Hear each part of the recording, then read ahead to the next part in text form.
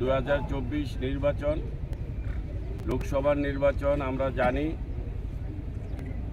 আমাদের দেশপ্রিয় প্রধানমন্ত্রী উনি ভারতবর্ষকে কোথায় নিয়ে পৌঁছিয়েছে এবং বিশ্বের মধ্যে এই দেশকে সর্বশ্রেষ্ঠ দেশ বানানোর যে ওনার যে ইচ্ছা সেটা পূরণ হতে চলছে।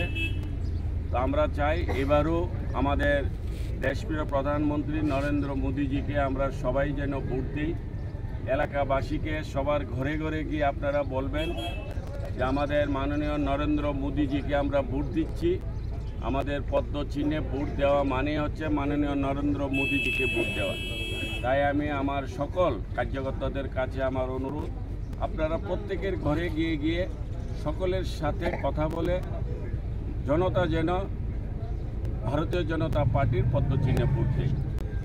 আমাদের কাছে এখন এই কটা দিন আছে, সেই কটা দিন আমাদের একটাই কাজ হবে, আমরা প্রত্যেকেই সবাইকে নিয়ে প্রত্যেকের ঘরে গিয়ে গিয়ে ভোট যেন